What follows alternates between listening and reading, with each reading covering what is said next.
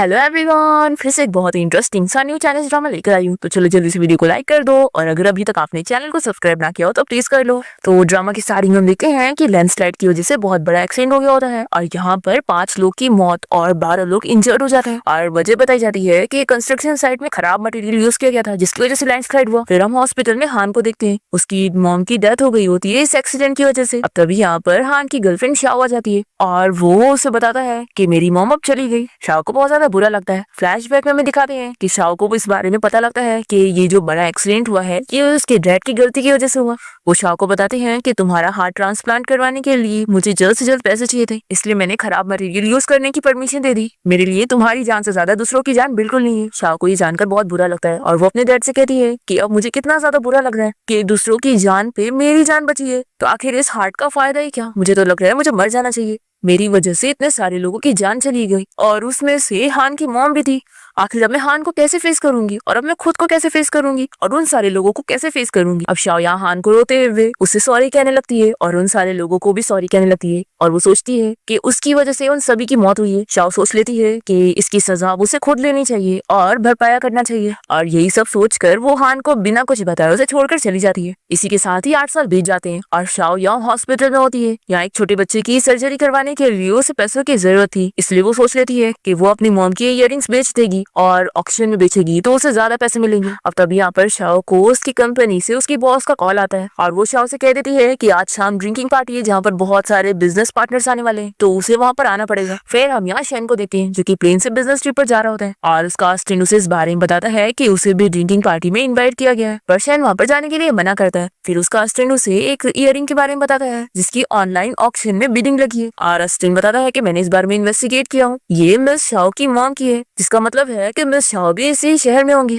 हान ये जानकर बहुत ही खुश होता है और असिस्टेंट को तुरंत ही शाओ के बारे में पता करने के लिए कहता है और वो बहुत ज्यादा अपसेट होता है और सोचता है कि मैं तुम्हें 8 साल से ढूंढ रहा हूँ, आखिर तुम कहाँ चली गई। फिर हान यहाँ होटल के बाहर पहुंच जाता है जहाँ पर उसका कजिन उसे पार्टी में आने के लिए बनाता है और कहता है कि मैंने बहुत सारी ब्यूटीफुल लड़कियों को भी पार्टी में बुलाया हूँ, तुम्हें अच्छा लगेगा। तो हान मना करता है कि मैं इस सब में इंटरेस्टेड नहीं हूँ। तो इसका कजिन येन से कहता है कि तुम्हारी मॉम के जाने के बाद तुमने अब तक किसी भी लड़की को डेट नहीं करो और मेरी मॉम तुम्हारे लिए बहुत फिक्र कर रही थी कि कहीं ऐसा तो नहीं कि तुम्हें लड़की में इंटरेस्ट ही नहीं है। तो हान कहता है कि आंटी मेरी इतनी फिक्र कर रही है उसके लिए थैंक यू, लेकिन उनसे बता देना कि मैं बिल्कुल हेल्दी हूँ। और फिर हान तुरंत यहाँ से चला जाता है। तभी हम शाओ को पार्टी में जाते हुए देखते हैं। फिर येन यहाँ पार्टी में आकर बता देता है कि मेरा भाई अभी कंपनी के काम में बिजी है तो वो यहाँ पर नहीं आने वाला। फिर शाओ यहाँ पार्टी में पहुंच जाती है और अपनी बॉस से कहती है कि सॉरी मैं लेट हो गई। येन जब शाओ को दिखता है तो वो उसे दिख रह जाता है और तभी इतने में उसे हान की कॉल आ जाती है और वो शाओ को देखते हुए हान से बताता है कि भाई मुझे लगता है कि मुझे किसी से प्यार हो गया। और तभी कॉल पे हान शाओ का नाम सुन लेता है और बहुत ज्यादा खुश जाता है और तुरंत ही वापस से कार्ड घुमाता है पार्टी में आने के लिए। यहाँ पर शाओ की बॉस से समझाती है कि लगता है मिस्टर येन तुम्हें इंटरेस्टेड है, इसलिए जाकर उनसे बात करो ताकि हमारी कंपनी की बिजनेस डील फाइनल हो, ठीक है। और वो जबरदस्ती शाओ को येन से बात करने के लिए भेज देती है और जैसे उसे पुश करती है तो वो यहाँ पर येन के ऊपर गिर जाती है और इतने में यहाँ पार्टी में हान आ जाता है और शाओ और हान दोनों एक दूसरे को देख लेते हैं। शाओ येन को देखते के साथ ही अपना कॉलेज टाइम याद करने लगती है कि कैसे वो दोनों डेट कर रहे थे और उसी ने फर्स्ट उसे चेस करी थी। शाओ यहाँ पर हान को देखकर खुश तो होती है पर वो सोचती है कि मैं अब बिल्कुल क्वालिफाइड नहीं हूँ उससे प्यार करने के लिए। यहाँ पर सभी लोग हान को देखकर बहुत ही खुश होते हैं उससे बात करने के लिए, पर वो तो जल्दी से शाओ के पास आ जाता है। इतने में वो एक्टिंग करने लगती है कि हम पहली बार मिल रहे हैं और वो अपनी कंपनी की तरफ से उसे हेलो कहती है। तो हान को बहुत बुरा लगता है और वो कहता है कि क्या ये हमारी फर्स्ट मीटिंग है। तो ये सुनकर शाओ की बॉस पूछ लेती है कि क्या तुम दोनों एक दूसरे को पहले से जानते हैं। तो शाओ कहती है कि बिल्कुल नहीं, हम लोग पहली बार मिल रहे हैं। फिर हान इसे हैंडशेक नहीं करता है और कहता है कि सॉरी मुझे लगा कि तुम मेरी कोई ओल्ड फ्रेंड हो।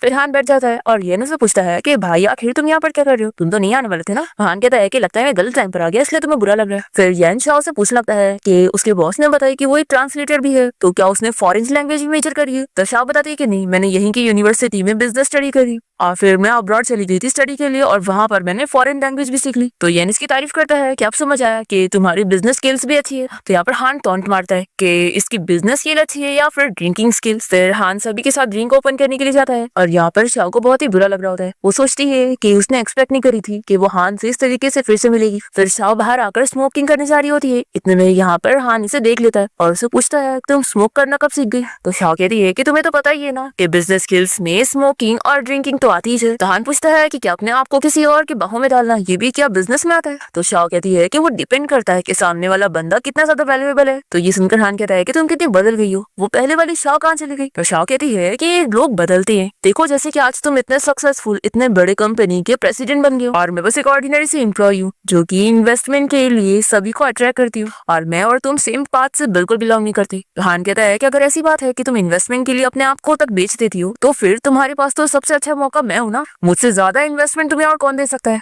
तो कहती है कि मिस्टर हान आप फनी बात मत करो, कहाँ मैं और कहाँ आप जैसे रिच बंदे को मैं कहाँ ही पसंद आऊंगी। ऐसा बोलकर ये तुरंत ही जाने लगती है। तो हान पूछता है कि तुम कब तक प्रिटेंड करने वाली हो, आखिर तुम ये मास्क पहन के थक नहीं गई। तो शाओ कहती है कि कौन सा मास्क, मैं ये रियल हूँ। तो हान कहता है कि अगर ऐसी बात है तो फिर तुम मुझे बताओ कि तुम मुझे बिना गुड बाय किए बिना क्यों चली गई थी और आखिर तुमने मुझसे ब्रेकअप क्यों की। तो ये सुनकर फिर से शाओ येन और अपने पुराने टाइम याद करने लगती है और फिर वो से कहती है कि ये बहुत सिंपल है, मैं तुमसे खेल के थक गई थी इसलिए मैंने तुमसे ब्रेकअप करी। पर हान नहीं मान रहा होता है और कहता है कि और एक्टिंग करती रहो। कहती है कि ठीक है चलो मैं सच बताती हूँ, मैंने तुमसे पैसों के लिए ब्रेकअप करी हूँ क्योंकि उस टाइम पर तुम गरीब थे और मैं बहुत ही अमीर थी और मैं सच में तुम्हारे साथ बस खेल रही थी और जब मेरा खेल की हो गया तो मैं तुम्हें छोड़कर चली गई। ये सब सुनाकर शाओ यहाँ से जा रही होती है। कहानी शुरू कर कहता है कि तुमने बहुत अच्छी एक्टिंग की लेकिन तुम जानती हो ना एक झूठ को छुपाने के लिए 100 झूठ बोलने पड़ते हैं। तुम ऐसे टाइप की बिल्कुल नहीं थी, तुम अमीर थी तो क्या हुआ, तुम्हें अपनी फैमिली बैकग्राउंड से कुछ लेना देना नहीं था और तुम अभी मुझे बस झूठा एक्सक्यूज देने के लिए ये कह रही हो कि तुमने पैसे की वजह से मुझसे ब्रेकअप करी। तो कह रही है कि लेकिन अब तो मुझे पैसे पसंद है। तो हान कहता है कि तुम्हारे डैड ने अपनी जान ले लिए थे लेकिन उन्होंने तुम्हारे लिए काफी पैसे छोड़ कर गए थे जिससे तुम जिंदगी भर अच्छी लाइफ जी सकती हो, तो आखिर वो सारे पैसे कहाँ पर है। तो कहती है कि मैंने बोली ना मुझे पैसे पसंद है तो मैंने अपने डैड के सारे पैसे खर्च कर दी। हान कहता है कि अगर ऐसी बात है फिर तो तुम्हारे सामने एक बिलियनर रिच सीईओ खड़ा हुआ है जो कि तुम्हारा ओल्ड लवर भी है, तो फिर तुम अभी भी प्रिटेंड क्यों नहीं कर रही हो। अगर तुम मुझसे प्यार करने की एक्टिंग करोगी तो मेरे सारे पैसे तो ऑफ कोर्स तुम्हारे होंगे, तो बताओ तो भी तुम यही कहोगी कि तुम ये सब पैसों के लिए कर रही थी। तो शाओ चुप हो जाती है और तभी यहाँ पे लाइट जाने की वजह से वो डरने लगती है और फिर हान उसे हक कर लेता है और कहता है कि अब तुम दोबारा मुझे छोड़कर कभी मत जाना। ऐसा बोलकर ये शाओ को किस करने जा रहा होता है पर इतने में लाइट्स ऑन हो जाती है तो शाओ इससे जल्दी से दूर होती है और फिर से सॉरी और बाय बोलकर अंदर भाग जाती है। और तभी यहाँ पर शाओ को हान और तभी यहाँ पर हान को शाओ की रिंग और तभी यहाँ पर शाओ को हान की इयररिंग मिल जाती है। फिर शाओ की बॉस यहाँ पर उसे समझा रही होती है कि तुम्हें अभी मिस्टर हान के साथ और बात करनी होगी और बिजनेस डील करके ही रहना होगा। तो हाँ तो शाओ इसके लिए मना करने लगती है। तो इसकी बॉस इसे समझाती है कि कंपनी के लिए तुम्हें इतना तो करना ही होगा चाहे तुम्हें जो ट्रिक्स आजमानी पड़ जाए। और फिर वो शाओ से कहती है कि वैसे तुम्हारी एक इयररिंग कहाँ है। तो शाओ अपनी इयररिंग ढूंढने लग जाती है तो यहाँ पर स्टाफ बताता है कि पार्टी अब खत्म हो गई है तो सभी को यहाँ से जाना पड़ेगा। फिर शाओ अपनी बॉस के साथ बाहर आ जाती है और तभी यहाँ पर हान अपने भाई के साथ कार से आया होता है। तो यहाँ पर शाओ की बॉस येन को देखकर उसे बताने लगती है कि हमारी कार में कुछ खराबी हो गई है तो क्या आप चेक कर सकते हो। तो येन मान जाता है कि हाँ मैंने तो कार रिपेयर करने में बहुत अच्छा हूँ और फिर वो तुरंत ही कार से निकलकर कार रिपेयर करने चले जाता है। और शाओ की बॉस मौके का फायदा उठाने के लिए शाओ को हान से बात करने के लिए भेजती है। तो अपनी बॉस की वजह से शाओ यहाँ पर हान से बात करने जाती है और इतने में वो उसे उसकी इयररिंग दिखाता है और कार में बैठने के लिए कहता है। तो शाओ को उसकी बात माननी पड़ती है और फिर हान कार लेकर निकल जाता है। तो येन यहाँ पर चिल्लाने लगता है कि भाई मुझे तो साथ लेके जाता। फिर ये उसे कॉल करने लगता है तो हान अपना फोन स्विच ऑफ भी कर लेता है। फिर शाओ यहाँ हान से पूछती है कि हम कहाँ पर जा रहे हैं। तो कहता है कि घर पे। शाओ कहती है कि क्या तुम्हारा घर मेरा घर है। तो हान कहता है कि तुम तो इन सब चीजों में बहुत एक्सपीरियंस्ड हो। शाओ कहती है कि तुम्हें मेरी बेइज्जती करनी है तो कर लो लेकिन पहले मेरी इयररिंग मुझे वापस कर दो। तो हान नहीं मान रहा होता है और कहता है कि ये चीज मुझे मिली है तो मैं तब तक तुम्हें वापस नहीं करूंगा जब तक तुम मुझे बता नहीं देती कि तुम आखिर से क्यों बेच रही हो। शाओ से चिल्लाती है कि आखिर तुम मुझे कितना बुली करना चाहते हो। फिर शाओ को हॉस्पिटल से कॉल आ जाती है कि उस छोटे बच्चे की तबीयत बहुत ज्यादा खराब हो गई है तो वो तुरंत ही हॉस्पिटल है। फिर हान इसे हॉस्पिटल के बाहर छोड़ देता है और देखता है कि शाओ जल्दी जल्दी में अपना फोन भूलकर चली गई तो ये उसे देने के लिए जाता है और तभी वो यहाँ पहुंचकर देखता है कि वो बच्चा शाओ को मम्मी कह रहा है। शाओ डॉक्टर से उसकी कंडीशन के बारे में पूछती है तो डॉक्टर बताता है कि अब सर्जरी कंप्लीट हो गई है तो बस उसे रेस्ट करने की जरूरत है फिर वो ठीक हो जाएगा। शाओ डॉक्टर को थैंक यू बोलने लगती है कि उन्होंने बिना फीस लिए ही पहले सर्जरी कर दी है। वो कहती है कि आप बिल्कुल फिक्र मत करो, मैं सर्जरी की फीस जल्द से जल्द भर दूंगी। तो उस बच्चे की ग्रैंडमा शाओ को चिल्लाने लगती है कि तुम बहुत ही अनलकी हो और तुम्हारी वजह से मेरे ग्रैंडसन की ये हालत हो गई है, तुम यहाँ से निकल जाओ। और वो उसे स्टिक से मारने भी लग जाती है। तभी हान ये देखकर जल्दी से शाओ को बचाने के लिए बीच में आता है और उसके सर में थोड़ी सी चोट लग जाती है। फिर शाओ उसके सर पे मेडिसिन वगैरह लगा देती है और उससे सॉरी कहती है कि मेरी वजह से तुम्हें चोट लग गई लेकिन देखो इस बात के लिए तुम ग्रैंडमा को ब्लेम मत करना, एक्चुअली वो बहुत ही अच्छी है और वो मेरे साथ ऐसा कभी नहीं करती। हान कहता है कि तुम फिक्र मत करो, मैं ग्रैंडमा के साथ कुछ भी नहीं करने वाला हूँ। और फिर ये इसका फोन और इसकी इयररिंग इसे वापस कर देता है और ये कहता है कि मुझे पता नहीं था कि तुम अपने बच्चे की सर्जरी करवाने के लिए इयररिंग को बेचना चाहती थी। और फिर हानि से पूछना चाह रहा होता है कि क्या वो सच में उसका बच्चा है, पर इतने में ये बातें घुमाती है और कहती है कि काफी लेट हो गई है तो तुम्हें यहाँ से जाना चाहिए, ऐसा बोल कर ही चली जाती है। अब तभी यहाँ पे ग्रैंडमा आकर हान को बात करने के लिए साइड में लेके जाती है और उससे काफी माफी मांगने लगती है और कहती है कि मेरी वजह से तुम शाओ को परेशान मत करना, और देखो मेरी वजह से तुम्हें चोट लगी तो तुम्हें मुझसे जितने पैसे चाहिए ले लो। तो ये कहता है कि ग्रैंडमा मैं ऐसा कुछ भी नहीं करने वाला हूँ। तो ग्रैंडमा बहुत ही खुश जाती है और कहती है कि एक्चुअली मैं शाओ को मारना नहीं चाह रही थी और मैं बस एक्टिंग कर रही थी, और उस एक्टिंग में गलती से तुम्हें चोट लग गई। हान पूछता है कि ग्रैंडमा मैं समझा नहीं इसका क्या मतलब है। तो ग्रैंडमा इसे बताने लगती है मेरे ग्रैंडसन की सर्जरी फीस पूरे 1 लाख है और शाओ का हमारे साथ कोई रिलेशन नहीं है, पर वो फिर भी हमारी हेल्प करना चाहती है, पर उसने पहले ही हमारी इतनी हेल्प कर चुकी है ताकि मैं उससे और पैसे कैसे ले सकती हूँ। तो इसी वजह से मैं ये सब एक्टिंग कर रही थी ताकि मैं उसे गुस्सा दिला दूं और वो यहाँ से चली जाए। तो हान पूछता है कि यानी वो बच्चा शाओ का नहीं है। तो ग्रैंडमा बताती है कि बिल्कुल नहीं, तुम्हें मिसअंडरस्टैंडिंग हो गई। एक्चुअली में लू के डैड कंस्ट्रक्शन साइट एक्सीडेंट में मर गए थे और फिर 2 साल पहले उसकी मॉम इस दुनिया से चली गई, तो लू बेचारा अकेला हो गया और शाओ उसकी इतनी केयर करने लग गई कि वो उसे मॉम कहने लग गया। फिर ये जानने के बाद हान बहुत ही खुश होता है कि वो शाओ का असली बेटा नहीं है। फिर यहाँ पे ग्रैंडमा बताने लगती है कि शाओ ने उनकी फैमिली की कितनी हेल्प की है, वो हर साल उन्हें पैसे देती है और उसने उनके ग्रैंडसन की मेडिकल फीस कई बार भर चुकी है, इसलिए मैं उसे हमेशा गुस्सा दिलाती हूँ यहाँ से भगाने के लिए ताकि वो हम पे इतना पैसा ना खर्च करे। और फिर ग्रैंडमा हान से पूछती है कि वैसे तुम शाओ के हो कौन, क्या तुम उसके बॉयफ्रेंड हो। तो कहता है कि ग्रैंडमा अभी तो नहीं हो। तो ग्रैंडमा समझाती है कि फिर तो तुम उसे चेज करो ना, तुम इतने स्मार्ट और हैंडसम हो और उसके लिए परफेक्ट हो, और मुझे तो लगता है कि शाओ को भी तुम ही पसंद हो, बस वो कहती नहीं है तो तुम्हें ही कुछ करना होगा। पर हाँ, अगर तुमने शाओ को फ्यूचर में मिसट्रीट करे तो मैं तुम्हें छोड़ूंगी नहीं। हान कहता है कि ग्रैंडमा फिक्र मत करो, मैं शाओ का बहुत ही अच्छे से ख्याल रखूंगा। फिर शाओ जब सर्जरी की फीस भरने के लिए जाती है तो उसे पता लगता है कि किसी ने पहले ही उसकी फीस भर के चला गया है। तो शाओ समझ आती है कि वो कोई और नहीं हान है, तो वो जल्दी से बाहर उसे बात करने जाती है उससे सर्जरी की फीस के लिए पूछने के लिए। तभी वो उसे कहता है कि चलो मैं तुम्हें घर छोड़ देता हूँ। फिर हान शाओ को उसके घर ले आता है और पूछता है कि वो बच्चा और वो ग्रैंडमा तुम्हारे कोई रिलेटिव्स भी नहीं है, तो भी तुम उनकी हेल्प क्यों कर रही हो। ये कहती है कि मैं अच्छी इंसान नहीं बन सकती क्या, इसमें क्या ही गलत है। हान कह रहा है कि मैंने थोड़ी ना कहा कि तुमने कुछ गलत की, तो आखिर तुम नर्वस क्यों हो रही हो।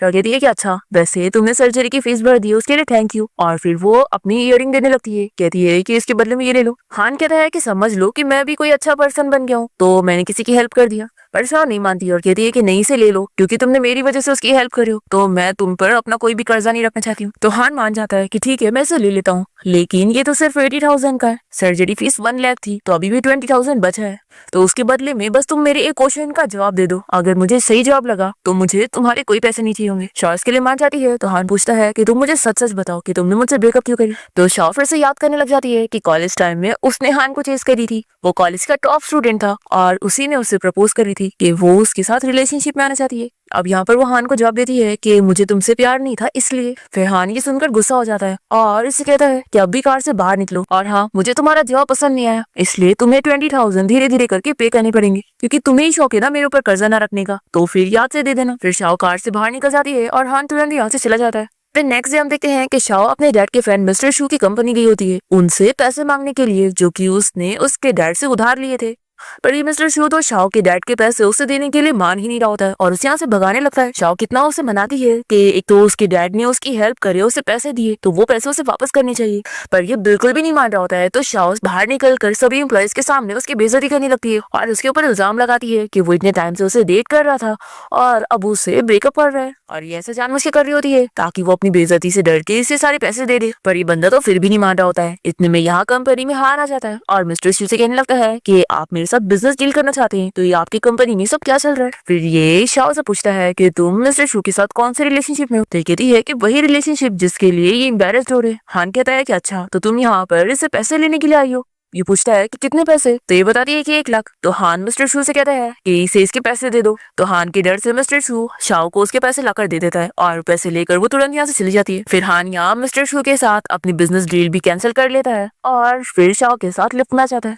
और फिर वो यहाँ शाओ से कहता है कि वो आदमी तुम्हारे डैड की एज का है। तो ये कहती है कि ओल्ड है तो क्या हुआ, मुझे बस पैसे से मतलब है। तो हान कहता है कि तुम 1 लाख में बिक गई, सच में तुम बहुत ही चीप हो। शाओ कहती है कि मैं चीप हूँ कि नहीं, ये मेरा बिजनेस है तुम्हारा नहीं, और वैसे अगर तुम्हें भी मुझे पैसों में रखना हो तो तुम मुझे बता सकते हो।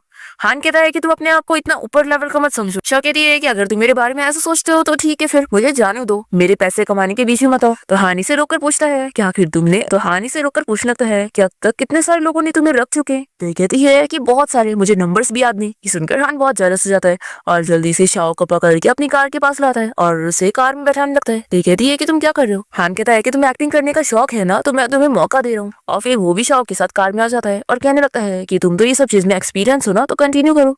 शाओ कहती है कि मुझे तो लगता है कि तुम्हें भी इन सब में एक्सपीरियंस है। हान कहता है या आखिर मेरे एक्सपीरियंस का तुमसे क्या लेना देना है, और तुम मुझे बताओ कि आखिर वो स्ट्रॉन्ग वाली शाओ कहाँ चली गई। फिर कॉलेज टाइम में हम देखते हैं कि शाओ को जब भी कोई लड़का छेड़ता था तो ये उसे खूब मारती थी, और ये चीज देखकर हान भी उससे बहुत ही इंप्रेस था। यहाँ पर वो उसे कहता है कि मैं जिस शाओ को जानता हूँ वो फाइट बैक करना जानती है, आखिर वो ऐसी नहीं थी, तो वो वाली शाओ कहाँ चली गई। फिर ये कार से बाहर निकल जाता है और शाओ से कहता है कि तुम यहाँ से जा सकती हो।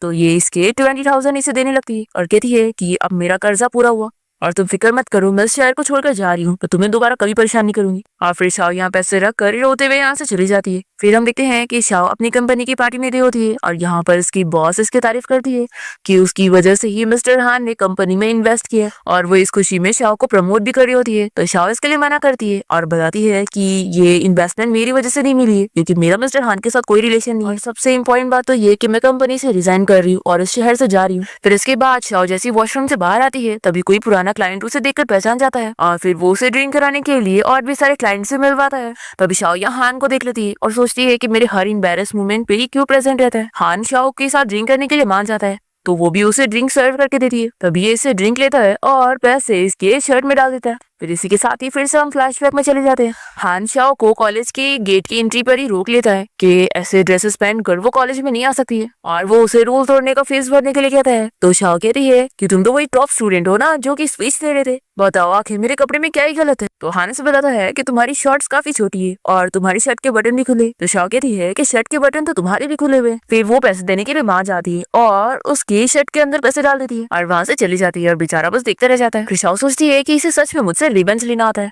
फिर यहाँ पर वो इतनी सारी ड्रिंक कर लेती है और फिर बहुत ड्रंक हो जाती है। तो हान यहाँ पर उसकी केयर कर रहा होता है। अभी शाओ से कहने लगती है कि तुम मुझे अपने साथ लेके चलो। तो ये कहता है कि देखो कि मैं कौन हूँ। शाओ कहती है कि तुम्हारे शर्ट के बटन खुले हुए तो तुम्हें इसकी पेनल्टी देनी पड़ेगी, समझे। तभी हान इसे रोकता है और कहता है कि तुम होश में आओ। फिर शाओ इसके पैसे निकाल कर देने लगती है और कहती है कि तुम बड़े खुश हो रहे हो ना कि तुम बहुत ही रिच हो, और फिर रोने लग जाती है कि आखिर मैं इतनी गरीब क्यों। फिर हान इसके आंसू पोंछने लगता है। तो शाओ कहती है कि सॉरी। ये पूछता है कि तुम मुझे सॉरी क्यों कह रही हो। तो कहती है कि तुम्हें हर्ट करने के लिए। तो हान पूछता है कि तुम तो मुझसे प्यार नहीं करती ना, तो आखिर तुम मुझसे माफी क्यों मांग रही हो। ये कहती है कि एक्चुअली मैंने तुमसे झूठ बोली थी। और फिर और कुछ बतानी जा रही होती है कि इतने में उसके ऊपर वॉमिटिंग कर लेती है और फिर सो जाती है। फिर हान यहाँ स्टाफ को बुलाकर उसकी ड्रेस चेंज करवा देता है और फिर उसकी केयर करते हुए उसे देख ही रहा होता है कि तभी वो नींद में उसी का नाम लेने लग जाती है। तो हान याद करता है कि इसी नाम से वो उसे कॉलेज टाइम में भी बुलाया करती थी। फिर वो नींद में उसे कहने लगती है कि आखिर तुम मुझसे दूर क्यों नहीं रहते हो, मैं इतनी सारी चीजें करती हूँ ताकि तुम मुझसे नफरत करो। तो हान ये सब सुनकर सोचता है कि यानी ये सब वो जानबूझ के कर रही है। फिर वो इसका रीजन उसे पूछ लगता है। तो वो कहती है कि नहीं, ये मैं तुम्हें नहीं बता सकती हूँ। तो कहता है कि ठीक है, मैं नहीं पूछूंगा, तुम सो जाओ। और फिर हान उसके फोरहेड पर किस करके यहाँ से चला जाता है। फिर हम देखते हैं कि शाओ सपने में उन सारे लोगों को देखने लगती है जिनकी जान उस एक्सीडेंट में चली गई थी, और ये सारे लोग शाओ को ही ब्लेम कर रहे होते हैं कि उसके डैड की वजह से उनके साथ ये सब हुआ। फिर शाओ की जब नींद खुलती है तो वो यहाँ पर हान को बैठे हुए सोते हुए देखती है और फिर ये देखती है कि उसकी ड्रेस भी चेंज है। फिर ये जल्दी से अपने ड्रेस पहनने के लिए चली जाती है। फिर नेक्स्ट सीन में शाओ यहाँ कंपनी आई होती है जहाँ पर उसका काफी पेट दुख रहा होता है। फिर हान भी जब यहाँ कंपनी आता है तो वो शाओ को ऐसे देख लेता है, और फिर ऑफिस के बाद शाओ की हालत बहुत ही खराब होती है, पर इसे कोई टैक्सी भी नहीं मिल रही थी। यहाँ पर हान पहुंच जाता है अपनी कार लेकर और शाओ को अपनी कार में बैठने के लिए कहता है। वो इतनी आसानी से तो मान ही रही होती है, पर ये उसे जबरदस्ती कार में बैठा के उसके घर तक छोड़ देता है और उसे मेडिसिन भी देता है। फिर ये जैसे घर पहुंचती है तो देखती है कि उसने वो मेडिसिन भी दिया है जो कि वो जब हान के घर पे गई थी तो उसकी मॉम ने उसे पिलाई थी, जिससे उसका पेट दर्द ठीक हो जाएगा। फिर शाओ जब वॉशरूम में चली जाती है तो यहाँ पर हान की मॉम उसे समझाती है कि वो कितनी अच्छी लड़की है, तो तुम्हें उसे हाँ कह देना चाहिए। मैं अच्छी तरीके से जानती हूँ कि तुम भी उसे लाइक करते हो। फिर शाओ यहाँ सब सुन लेती है और बहुत ही खुश होती है। फिर इसी के साथ ही फ्लैशबैक यहाँ पर खत्म होता है और शाओ के मोबाइल में रिमाइंडर बजने लगता है, जो सुनते के साथ ही वो घर से बाहर आ जाती है और देखती है कि हान यहीं पर ही बैठा होता है। यहाँ पर वो जल्दी से भाग कर आती है और उसे हैप्पी बर्थडे विश करती है और उसकी मेडिसिनल टी के लिए उसे थैंक यू बोलती है और फिर वो तुरंत यहाँ से जाने लगती है। तो ये इसे रोककर पूछता है कि क्या तुम यहाँ पर बस मुझे हैप्पी बर्थडे विश करने आई थी। तो शाओ कहती है कि मुझे बस तुम्हारा बर्थडे याद आ गया था तो मैं तुम्हें विश करने आ गई। हान कहता है कि तुम्हें सच बोलना चाहिए कि तुम्हें मेरा बर्थडे याद नहीं आया, बल्कि तुम मेरा बर्थडे भूली ही नहीं थी। तुम्हें पता है मैं यहाँ पर तुमसे मिलने इसीलिए आया था ताकि मैं अपना बर्थडे तुम्हारे साथ सेलिब्रेट कर सकूं और तुम्हारे साथ डिनर कर सकूं। शॉ कहती है कि सॉरी, मेरी वजह से तुम्हारा बर्थडे खराब हो गया, और ये बोलकर वो फिर से जा रही होती है। तो हान इसे रोककर कहता है कि तुम मुझे ध्यान से देखो, मैं तुम्हें 8 सालों से ढूंढ रहा था और मैं तुमसे पूछना चाहता था कि आखिर तुम मुझे छोड़कर क्यों गई थी। लेकिन इससे पहले तुम अपने आप से पूछो कि ये सारी चीजें तुम क्यों कर रही हो। तुम जानबूझ के वो सारी हरकतें कर रही हो ताकि मैं तुम्हें मिसअंडरस्टैंड करूँ, और तुम्हारी ये सारी चीजें करके मुझे दूर करने का बस यही रीजन है क्योंकि तुम मुझे सच में लाइक करती हो और अभी भी लाइक करती हो। तो ये सुनते के साथ ही शाओ हान को किस कर लेती है, पर फिर उसे याद आने लगता है कि कैसे उसके डैड की वजह से इतने सारे लोग मर गए थे और वो सब उसे ब्लेम करने लग जाते हैं। तो शाओ हान से दूर हो जाती है और फिर उसे चिल्लाने लगती है कि तुम्हें मुझे भूल जाना चाहिए था क्योंकि मैं तुम्हारी लायक हुई नहीं। हान कहता है कि फिर आखिर तुम अभी ये सब क्या कर रही थी। शाओ कहती है कि तुम ये सब भूल जाओ, वैसे भी मैं इस शहर को छोड़कर जाने वाली हूं और अब हम दोनों दोबारा एक दूसरे से कभी नहीं मिलेंगे। फिर हान बहुत ही गुस्सा होकर यहाँ से चला जाता है और शाओ भी रोने लगती है। नेक्स्ट डे वो अपनी कंपनी जाकर डिजाइन कर रही होती है और वो अपनी सारी चीजें पैक करके यहाँ से निकल रही होती है। तो शाओ का फ्रेंड उसे कहता है कि अगर तुम्हें कभी फ्यूचर में मेरी हेल्प की जरूरत हो या कभी जॉब चाहिए हो तो तुम मुझे बता सकती हो। फिर शाओ सभी को बाय बोलकर जा रही होती है और इन लोगों को रात में पार्टी में आने के लिए बोलती है। फिर पार्टी के बाद सभी लोग यहाँ से चले जाते हैं और शाओ के साथ उसका फ्रेंड बचता है और वो शाओ को मनाता है कि मेरे फ्रेंड्स मेरी गर्लफ्रेंड से मिलना चाहते हैं और मेरी अभी कोई गर्लफ्रेंड नहीं है, तो क्या तुम मेरी गर्लफ्रेंड बनने का प्रिटेंड कर सकती हो। तो शाओ इसकी हेल्प करने के लिए मान जाती है। फिर दोनों ही साथ में ड्रिंक करते हुए काफी बातें करने लगते हैं और फिर शाओ जब वॉशरूम से वापस यहाँ पर आती है तो देखती है कि कुछ गुंडे लोग उसके फ्रेंड को बुली कर रहे हैं। फिर ये उनसे फाइट करने लग जाती है अपने फ्रेंड को प्रोटेक्ट करने के लिए और अभी दोनों ही मिलकर लड़ने लगते हैं। फिर यहाँ पर हान भी पहुंच जाता है शाओ को प्रोटेक्ट करने के लिए और हान को फिक्र होती है कि शाओ को कोई चोट न लग गई हो, पर फिर हान साइड में खड़े होकर देख रहा होता है कि शाओ तो अपने फ्रेंड की इतनी केयर कर रही है। तो यहाँ पर हान के फ्रेंड को ही देख नहीं जा रहा होता है कि हान ऐसे साइड में खड़ा है और उसकी गर्लफ्रेंड दूसरे की केयर कर रही है। फिर हान से कहता है कि चल मैं ही तेरी हेल्प करता हूँ। फिर ये शाओ के पास जाता है और उसे बताता है कि तुम्हें जो प्रोटेक्ट कर रहा था उसे भी चोट लग गई है, तो उसे भी कुछ मेडिसिन लगा दो। तो शाओ यहाँ पर हान की चोट पर भी मेडिसिन लगाने के लिए आ जाती है, तो बहुत ही खुश हो जाता है और फिर से पूछता है कि वैसे तुम्हारा उसके साथ क्या रिलेशनशिप है। तो शाओ बताती है कि वो मेरा कलीग है और साथ ही मेरा फ्रेंड भी। फिर ये लोग बाहर आ जाते हैं और शाओ का फ्रेंड यहाँ से चला जाता है। फिर शाओ भी जाने वाली होती है तो हान कहता है कि चलो मैं तुम्हें घर छोड़ देता हूँ और मुझे मना मत करना। फिर इसके बाद हान शाओ को उसके घर छोड़ देता है और पूछता है कि तुम कब निकलने वाली हो। फिर हान पूछता है कि तुम कहाँ जाने वाली हो, तो शाओ ये नहीं बताती। तो हान कहता है कि लगता है तुम मुझे नहीं बताओगी। तो शाओ कहती है कि अब हम दोबारा कभी नहीं मिलेंगे। ऐसा बोलकर वो कार से बाहर निकल जाती है। तभी इसे कहता है कि मैं तुम्हें 8 सालों से ढूंढ रहा था, तो मैं वापस से 8 साल लगाने के लिए तैयार हूँ तुम्हें ढूंढने के लिए, इसलिए अब तुम चाहे जहाँ चली जाओ मैं तुम्हें डेफिनेटली ढूंढ के रहूंगा। तो ये कहती है कि तुम्हारी मर्जी, और ऐसा बोलकर अपने घर चली जाती है। फिर नेक्स्ट डे शाओ टैक्सी में बैठकर जहाँ से जाने के लिए निकलती है और फिर वो हान की मॉम की ग्रेव पर गई होती है और उनसे माफी मांगने लगती है और रोते हुए कहती है कि अब तक मैं आपको फेस नहीं कर पा रही थी, इसलिए मैं यहाँ पर नहीं आई क्योंकि सब मेरी वजह से हुआ है। अगर मैं ना होती तो मेरे डैड ऐसा कभी नहीं करते, फिर शायद आपका ट्रीटमेंट हो चुका होता और आप सरवाइव करती, तो आज आप देख पाती कि आपका बेटा कितना सक्सेसफुल हो चुका है। फिर शाओ काफी बार सॉरी बोलते हुए यहाँ से रोते हुए चली जाती है और फिर वो होम टाउन आ जाती है अपनी ग्रैंडमा के घर पे और वो देखती है कि यहाँ पर कुछ लोग पैसे मांगने के लिए आए होते हैं उसके ग्रैंडमा और उसके अंकल को परेशान कर रहे होते हैं। शाओ की ग्रैंडमा उसे बताती है कि उसके अंकल ने इन सारे लोगों के साथ जुए के खेल में काफी पैसे हार गए और वो लोग यहाँ उससे पैसे मांगने के लिए आए। तो शाओ इन लोगों से पूछती है कि उन्हें कितने पैसे चाहिए, तो ये लोग बताते हैं कि पूरे 2 मिलियन। शाओ कहती है कि मैं ये पैसे आप लोग को दे दूंगी, बस आप लोग मुझे 3 दिन का टाइम दो। और वो अभी के लिए इन लोगों को कुछ पैसे दे देती है और बताती है कि मेरे पास अभी इतनी सेविंग्स है। तो फिर ये लोग मान जाते हैं और शाओ को 3 दिन का टाइम देकर यहाँ से जाने लगते हैं। शाओ कहती है कि बस मेरी एक और हेल्प कर दो, मेरे अंकल को भी अपने साथ लेकर जाओ और इन्हें जाकर कहीं बाहर फेंक दो। तो ये लोग इसके अंकल को उठा के लेकर चले जाते हैं। फिर शाओ तुरंत ही हान को कॉल करती है और उसे कहती है कि मुझे तुम्हारी हेल्प की जरूरत है। तो वो यहाँ इस शहर आ जाता है और दोनों ही बाहर लंच करने के बहाने रेस्टोरेंट मिलते हैं। शाओ कहती है कि सॉरी, मैंने तुम्हें हेल्प करने के लिए यहाँ पर बुला रही। तो कहता है कि कोई बात नहीं, वैसे भी मैं यहाँ पर कोई काम से आने वाला था, तो चलो हम लोग खाना खाते हुए बात करते हैं। ये कहती है कि मुझे तुमसे 2 मिलियन उधार चाहिए। तो कहता है कि मैं देने के लिए तैयार हूँ। शाओ कहती है कि मेरे अंकल ने बिना बताए मेरे ग्रैंडमा का घर बेच दिया। हान कहता है कि उसकी तुम फिक्र मत करो, वो प्रॉब्लम भी मैं सॉल्व कर दूंगा। फिर शाओ से कहती है कि तुम मुझे ये सब पैसे दे तो रहे हो, लेकिन मैं ये सब तुमसे बस उधार ले रही हूँ और इन पैसों के बदले में मैं तुम्हें अपने आप को बेच रही हूँ और उसके अलावा मैं कुछ नहीं दे सकती। हानी से चिल्लाता है कि आखिर तुम ऐसा कैसे बोल सकती हो, मुझे समझ नहीं आ रहा है कि तुम मेरी गर्लफ्रेंड बनके मेरे साथ क्यों नहीं रह सकती हो। क्या तुम्हें ये सब करके मजा आ रही है? तुम्हें क्या लगता है कि मैं तुम्हें क्यों रखना चाहूंगा? शाओ कहती है कि तुम्हारी मर्जी है, अगर तुम ये नहीं करना चाहते तो कोई बात नहीं, आज मैंने जो भी तुमसे बोली हो उसके बारे में भूल जाना। ऐसा बोलकर ये जा रही होती है तो ये रोक लेता है और कहता है कि ये तुम्हारी चॉइस है। फिर दोनों ही साथ में होटल रूम में आ जाते हैं और शाओ से कहती है कि मैं शावर लेने जा रही हूँ। तो कहता है कि तुम सच में बहुत ही स्किल वाली हो। तो ये कहती है कि मैं अच्छी तरीके से जानती हूँ कि मेरी क्या आइडेंटिटी है। फिर वो वॉशरूम में आने के बाद अपने आप को मिरर में देखते हुए सोचती है कि मैंने एक्सपेक्ट नहीं करी थी कि मैं और हान इस पॉइंट पर पहुंच जाएंगे। फिर शाओ अपने आप को काफी प्रिपेयर करने के बाद जैसे ही रूम से बाहर निकलती है तभी हान उसे किस करने लग जाता है, पर शाओ उसे रोक नहीं रही होती है। तो हान कहता है कि तुम पहले ऐसी नहीं थी, अब तुम कॉम्प्रोमाइज करने वाली बन गई हो और इतनी वीक बन गई हो, तुम पहले वाली शाओ रही नहीं। और फिर वो बताता है कि मैं बाजू वाले रूम में जा रहा हूँ, अगर तुम्हें कुछ काम होगा तो मुझे बता देना। ये बोलकर वो चला जाता है। फिर नेक्स्ट मॉर्निंग होती है, शाओ जैसी रूम से बाहर आती है तो हानी से इस बारे में बताता है कि मैंने तुम्हारे अकाउंट में 2 मिलियन ट्रांसफर कर दिया और अब से तुम्हारी ग्रैंडमा को भी कोई परेशानी करेगा और मैंने केस फाइल कर दिया, घर का इशू भी जल्दी सॉल्व हो जाएगा। तो ये इसके लिए थैंक यू बोलती है और फिर से कहती है कि आखिर तुम इतनी स्मोक क्यों कर रहे हो, ये तुम्हारी हेल्थ के लिए अच्छा नहीं है। तो हान कहता है कि तुम भी तो स्मोक करती हो ना, तो तुम्हें मुझे नहीं बोलना चाहिए। शाओ कहती है कि नेक्स्ट टाइम हम फिर मिलेंगे। तो ये सुनकर हान खुश होता है और कहता है कि चलो हम लोग बाहर घूमने चलते हैं। और फिर वो इसे लेकर अपने फ्रेंड से मिलवाने के लिए लेकर जाता है और यहाँ पर ये सभी साथ में मिलकर बोर्ड गेम खेलते हैं। फिर शाओ जब वॉशरूम जाती है तो हान की एक फ्रेंड उसे इस बारे में बता देती है कि हान पहले से इंगेज्ड है तो इसे उसे दूर रहना चाहिए। फिर शाओ और हान जब कार में बैठकर यहाँ से निकल रहे होते हैं तभी ये कहती है कि हमारी रिलेशनशिप अब हमें एंड करनी चाहिए, क्योंकि अगर मुझे पहले से पता होता कि तुम इंगेज्ड हो तो मैं कभी तुम्हें हेल्प के लिए नहीं बोलती। हान कहता है कि मेरी ये शादी मेरे पेरेंट्स ने अरेंज करे, तो तुम क्यों इतना गुस्सा हो रही हो। शाओ कहती है कि नहीं, अब हमें ये सब स्टॉप कर देना चाहिए। और फिर वो यहाँ डोर लॉक खोलने की कोशिश करती है तो ये जल्दी से लॉक कर देता है और इसे कहता है कि मैंने तुम पे पूरे 2 मिलियन खर्च किया हूँ, तो तुम्हारे बोलने पर ये चीज कैसे खत्म हो सकती है। शाओ कहती है कि मैं तुम्हें सारे पैसे वापस कर दूंगी। हान कहता है कि तुम पैसे कहाँ से लाओगी, क्या तुम अब किसी और के पास जाने वाली हो। शाओ कहती है कि जाना पड़ा तो चली जाऊंगी, लेकिन तुम्हारे पास तो नहीं आऊंगी। तो हान जल्दी से शाओ को किस कर लेता है और कहता है कि मेरे पास से अलावा तुम्हारे पास कहीं और जाने की चॉइस नहीं है, और अब तुम मुझे बताओ कि आखिर तुम गुस्सा क्यों हो रही थी। तो ये कहती है कि तुम एंगेज्ड हो इसलिए। हान से बताता है कि मैं किसी और से शादी नहीं करूंगा। तो शाओ कहती है कि इससे मेरा कोई लेना देना नहीं है। हान कहता है कि मैं जानता हूँ तुम जेलस हो। शाओ कहती है कि मैं अपनी जगह जानती हूँ, तो आखिर मैं जेलस क्यों होंगी, मैं बिल्कुल जेलस नहीं। हान कहता है कि फिर आखिर तुम्हारा ये सब करने का क्या मतलब था, तुमने मुझे प्रोवोक क्यों की, क्या तुम ये सब ट्रिक्स खेल रही थी।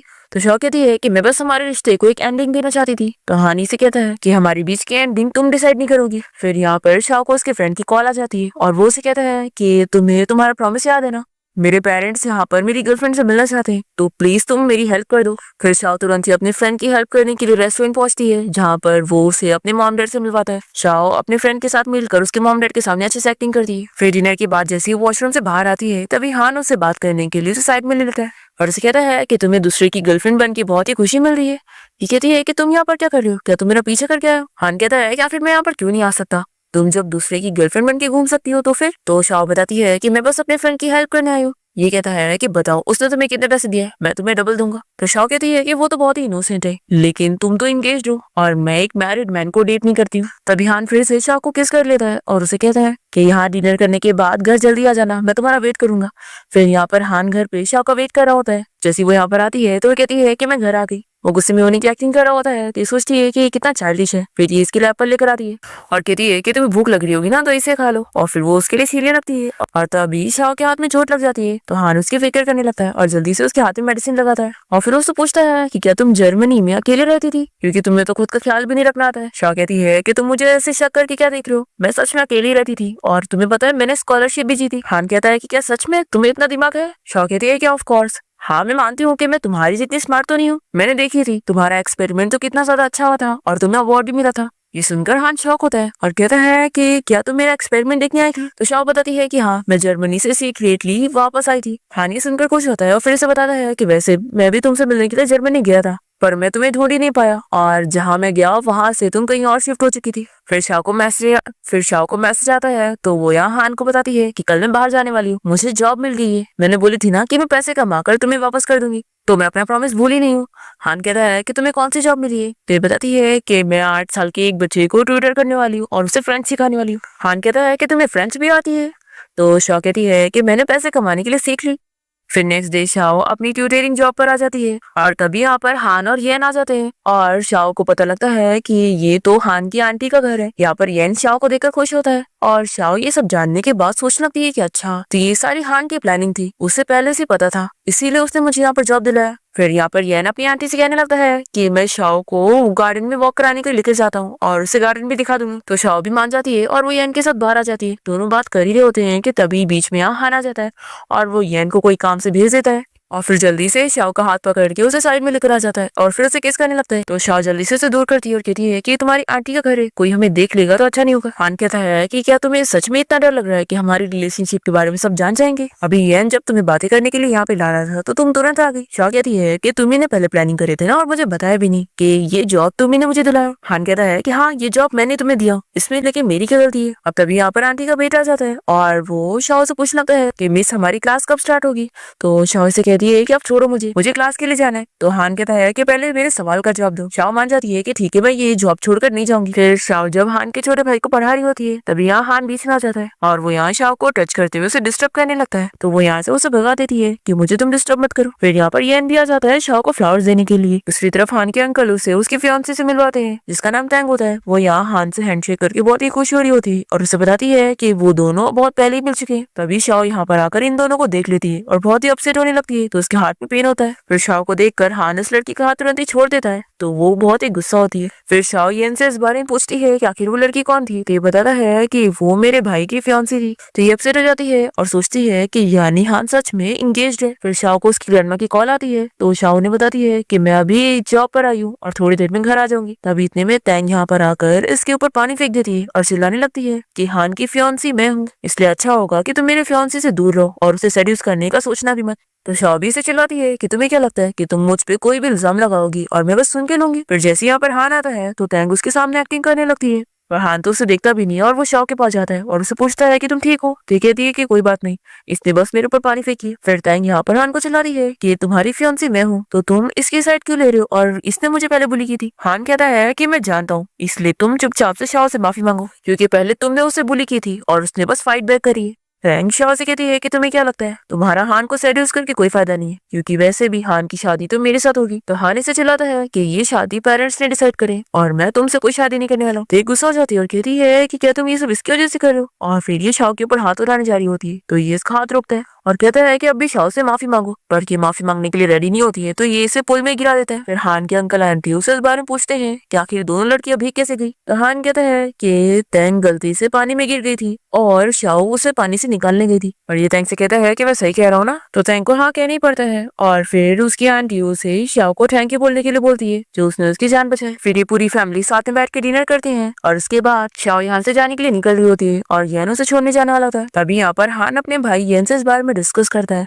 कि एक्चुअली में वो शाओ को लाइक करता है इसलिए वो उस पे गिव अप तो नहीं करने वाला बल्कि उसे गिव अप करनी पड़ेगी। फिर हान शाओ के साथ कार में आ जाता है तो वो इसे कहती है कि वो तुम्हारा भाई है ना, तो आखिर तुम वो सब उसे क्यों कह रहे थे, मैंने तुम लोगों की सारी बातें सुनी। हान कहता है कि वो मेरा भाई है तो क्या हुआ, मैं तुम्हें गिव अप नहीं कर सकता। शाओ कह रही है कि लेकिन तुम्हें ऐसा नहीं करना चाहिए था। अगर किसी को ऐसा पता चल गया कि मेरी वजह से दो रिच भाइयों के बीच में फाइट हुई है तो फिर मेरा नाम तो खराब हो जाएगा।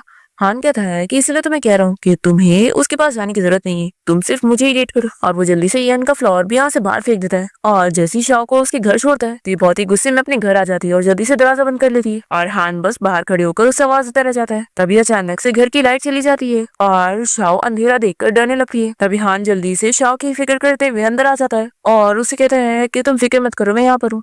फिर लाइट्स भी आ जाती है और हान शाओ को उसके रूम में ले आता है। वो कहती है कि मेरी फिक्र मत करो, मैं थोड़ी देर में ठीक हो जाऊंगी। फिर हान बाहर जाता है और तभी उसे उसकी एम्प्लॉय की कॉल आती है जो कि उसे बताता है कि उसने शाओ के बारे में सब इन्वेस्टिगेट कर लिया है। फिर यहाँ पर वो बंदा हान को सब कुछ बताता है कि शाओ जब जर्मनी गई हुई थी तो वहां पर वो बहुत सारे लोगों की हेल्प कर रही थी और उन लोगों ने उसे थैंक्स लेटर भी दिए होते हैं। ये सब जानने के बाद हान काफी शॉक होता है और फिर वो सोचने में लगा होता है कि वो कितनी ज्यादा रिच थी पर उसने अपने डैड के सारे पैसे उन सारे लोगों को हेल्प करने में लगा दिए और अभी तक वो काम करके लोगों की हेल्प ही कर रही है। ये समझ आता है कि जरूर वो अपने डैड के किए का भरपाया कर रही है। फिर नेक्स्ट डे शाओ जैसी हॉस्पिटल से बाहर निकलती है तभी शैन इससे मिलने आया होता है और कहता है कि मैं तुम्हें कोई जगह लेके चले आऊं। तो ये कार में बैठ जाती है और फिर ये इसे लेकर अपनी मॉम की ग्रेव पर आता है और कहता है कि अब मेरी मॉम के सामने अपने सारे सीक्रेट मुझे बता दो जो तुम मुझसे छुपा के रख रही हो। मुझे तुम्हारे बारे में सब पता चल गया कि तुम जर्मनी में स्टडी करने नहीं गई थी बल्कि बस लोगों की हेल्प करने गई थी। आखिर तुम ये सब क्यों कर रही हो और तुम मुझे अभी भी नहीं बताना चाहती हो। हान कह रहा है कि अगर तुम नहीं बताओगी तो लगता है मुझे ही तुम्हें याद दिलाना पड़ेगा। फिर वो जैसी लैंडस्लाइड एक्सीडेंट का नाम लेता है तो शाओ रोने लग जाती है और कहती है कि चुप हो जाओ। फिर हान जल्दी से शाओ को हक करके उसे चुप कराता है और फिर ये इसे सारी चीजें बताती है कि लैंडस्लाइड के एक्सीडेंट वाले दिन ही उसने अपने डैड को फोन कॉल पर बात करते हुए सुन ली थी। तभी उसे सब पता लगा। शाओ ये सारी चीजें बताते हुए भी सोच लेती है कि मैं इसे अभी अपने हार्ट के बारे में नहीं बताऊंगी। हान उससे पूछता है कि आखिर तुम्हारे डैड ने ये सब क्यों किया, उसका क्या रीजन था। तो ये इसे नहीं बताती और कहती है कि ये तो मुझे नहीं पता, लेकिन मैं बस इतना जानती हूँ कि मेरे डैड की वजह से इतने सारे लोगों की जान चली गई, इसलिए मैं अपने आप को माफ नहीं कर पा रही थी और इसी वजह से मैंने उनकी हेल्प की। हान कहता है कि मैं सब समझ गया, तो यानी यही सब चीजों की वजह से तुम अपने आप को ब्लेम कर रही थी, है ना, और उसमें मेरी मॉम भी शामिल है ना। तुम्हें लग रहा था कि मेरी मॉम की वजह से मैं तुम्हें ब्लेम करूंगा। शाओ कहती है कि हाँ, सब मेरी वजह से हुआ है, नहीं तो तुम्हारी मॉम आज जिंदा होती। तो हानी से समझाने लगता है कि इसमें तुम्हारी कोई गलती नहीं है और मेरी मॉम और मैं कभी तुम्हें ब्लेम नहीं करेंगे। फिर इसके बाद हान शाओ को अपने घर ले आता है और शाओ को भूख लग रही होती है, इसलिए वो उसके लिए नूडल्स बनाने जाता है। तभी शाओ से पीछे से हक कर लेती है। फिर दोनों ही अच्छा टाइम स्पेंड करते हैं और फिर हान शाओ से इस बारे में प्रॉमिस करने के लिए बोलता है कि अब वो दोबारा कभी उसे छोड़कर नहीं जाएगी। तो वो उसे प्रॉमिस कर लेती है। फिर हान को कंपनी में कुछ अर्जेंट काम पड़ जाता है, तो वो उसे गुड बाय बोलकर यहाँ से चला जाता है। फिर शाओ यहाँ पर घर की क्लीनिंग कर रही होती है और तभी इसे रिंग की डिजाइन दिख जाती है, जिसे देखकर ये समझ जाती है कि हान इसे जल्दी ही प्रपोज करने वाला है। फिर यहाँ पर शाओ के हाथ में पेन होने लगता है, तो वो जल्दी से मेडिसिन लेती है और अपनी ऐसी कंडीशन देखकर वो समझ जाती है कि अब उसके पास सच में ज्यादा टाइम नहीं बचा है, इसलिए वो सोच लेती है कि उसे अब हान के साथ ब्रेकअप करनी होगा।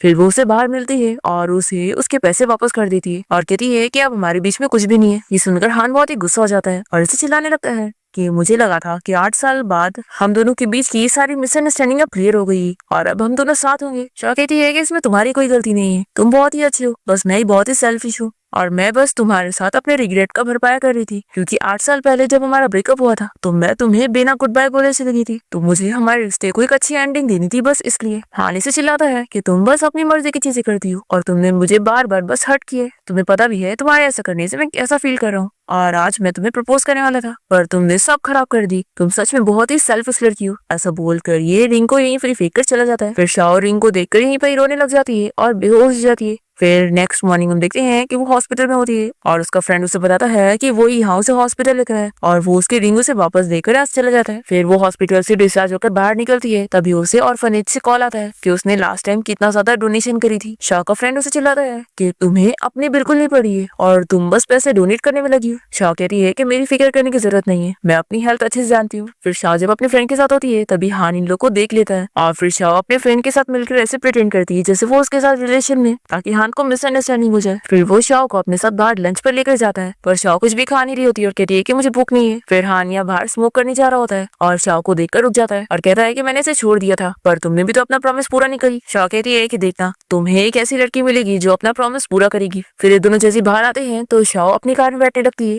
हान कहता है कि अच्छा, तुम्हें ड्राइविंग करना भी आता है। फिर शाओ कार ड्राइव करके यहाँ से निकलने वाली होती है, पर तभी हान जानबूझ के पीछे से उसकी कार हिट कर देता है और फिर उसकी कार रिपेयर करवाने के लिए यहाँ से भेज देता है और उसे फोर्स करता है कि अब तुम्हें मेरी कार में ही बैठना पड़ेगा। फिर हान शाओ से इस बारे में पूछता है कि वो तुम्हारी कार थी या फिर उस लू की, तो शाओ बताती है कि लू की। तो हान कहता है कि तभी तो मैं बोलूँ कि मुझे उस कार को हिट करने का क्यों मन कर रहा था। शाओ कहती है कि हाँ, हम तुम्हारे जैसे रिच लोग थोड़ी ना जो जब चाहे किसी भी कार को हिट कर दे। फिर हान शाओ को उसके घर छोड़ देता है और वो इसे पैसे देकर तुरंत ही अपने घर चली जाती है। फिर हान शाओ के फ्रेंड लू का कार्ड देखकर उसके नंबर पे उसे कॉल करता है और उसे बाहर बात करने के लिए बुलाता है और उसे सॉरी वगैरह कहता है कि उसने उसकी कार को हिट कर दिया। तो लू कहता है कि मिस्टर हान, आपको सॉरी बोलने की जरूरत नहीं है, वैसे भी कार के ऊपर इंश्योरेंस थी तो इंश्योरेंस पॉलिसी पे करेगी। हान कहता है कि लेकिन मैं तुमसे सॉरी करना चाहता हूँ और इसके बदले में मैं तुम्हारी कंपनी के साथ कॉन्ट्रैक्ट करने के लिए तैयार हूँ। फिर लू तो बहुत ही खुश हो जाता है कि हान उसके साथ इतना इंपॉर्टेंट प्रोजेक्ट करने के लिए मान रहा है। हान कहता है कि लेकिन तुम्हारी कंपनी का कोई रिलायबल बंदा मेरी कंपनी के साथ कॉन्ट्रैक्ट के लिए बात करनी चाहिए। और हान सामने से कह देता है कि शाओ इसके लिए बेस्ट कैंडिडेट रहेगी। तो लू भी मान जाता है कि हाँ, शाओ बहुत ही टैलेंटेड है और वो ये काम कर लेगी। फिर हानि से बातों बातों में पूछता है कि वैसे शाओ और तुम्हारे बीच में क्या रिलेशनशिप है। तो ये कहता है कि बस फ्रेंडशिप का। पर फिर से शाओ की बात याद आती है कि शाओ ने इसे समझाई थी कि उसने भी इसकी गर्लफ्रेंड बनने की एक्टिंग करी है, तो सभी के सामने उसे उसकी गर्लफ्रेंड ही बोलना चाहिए। फिर यहाँ पर ये हान से कह देता है कि वो मेरी गर्लफ्रेंड है। तो ये सुनकर हान को बहुत ही गुस्सा आती है। फिर हम देखते हैं कि शाओ जैसे अपने घर पहुंचती है और लिफ्ट का बटन प्रेस करती है, इतने में हान यहाँ पर आ जाता है और उसे पूछता है कि तुम्हारे पास अब लवर है। शाओ कहती है कि मेरा हाथ छोड़ो। तो ये कहता है कि पहले मेरा जवाब दो। तो शाओ से झूठ कह देती है कि हाँ है और वो सोचती है कि लू को अपना बॉयफ्रेंड बनने का प्रिटेंड करने का आइडिया एकदम सही है। शाओ इसे कहती है कि तुम्हें क्या लगता है कि तुम ही मेरी इकलौते एक्स हो? नहीं, मेरे बहुत सारे एक्स हैं और मैं तुम्हारे साथ रिलेशन में बस पैसों की वजह से थी और अब मुझे पैसों की जरूरत नहीं। अब मैं लू के साथ बहुत ही खुश हूँ और उसके पेरेंट्स भी मुझे लेकर खुश है। हान बहुत ही अपसेट जाता है और कह रहा है कि लू में ऐसा क्या है जो मेरे में नहीं है। शाओ कहती है कि मैंने बताई ना, इसमें तुम्हारी कोई गलती नहीं है, मैं ही एक प्ले गर्ल हूँ और कॉलेज टाइम में भी मैं बस तुम्हें डेट करके खेल रही थी क्योंकि तुम गुड लुकिंग थे और टॉप स्टूडेंट थे। वो ऐसे इसे काफी सारी बातें सुनाकर इसे छोड़कर चली जाती है। फिर नेक्स्ट दिन देखते हैं कि शाओ को उसका चाइल्डहुड फ्रेंड मिल जाता है और वो उसे अपने हार्ट की बीमारी के बारे में बता देती है कि जब से उसका हार्ट ट्रांसप्लांट हुआ है उसकी हेल्थ ठीक नहीं है और वो मरने वाली है। और वो अपने फ्रेंड को समझाती है कि वो इस बारे में हान को बिल्कुल ना बताए। फिर शाओ कंपनी आ जाती है और इसका फ्रेंड लू से समझाता है कि उन लोग की कंपनी को हान की कंपनी के साथ काम करने का मौका मिला है और वो प्रोजेक्ट की इंचार्ज है, तब उसे हान की कंपनी जाकर अच्छे से काम करना होगा। फिर शाओ हान की कंपनी आकर उसके साथ इस प्रोजेक्ट पर काम कर रही होती है और वो तो बहुत ज्यादा खुश होता है।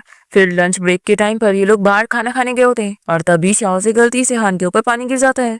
फिर वो जल्दी से हान को लेकर हॉस्पिटल आती है और उसे जल्दी से मेडिसिन लगाती है। फिर वो उसे क्लोज आने लगता है तो ये कहती है कि हमारा लंच ब्रेक खत्म हो गया है तो वापस चलना चाहिए। फिर ऑफिस की छुट्टी होने के बाद हान शाओ को अपनी कार से लेकर जा रहा होता है और तभी वो उसे गिफ्ट देता है और कहता है कि ये तुम्हारा बर्थडे गिफ्ट है। शाओ इसे नहीं ले रही होती है और कहती है कि बहुत ही एक्सपेंसिव है, मैं नहीं ले सकती। हान कहता है कि आखिर तुम मुझसे अच्छे से बात नहीं कर सकती हो?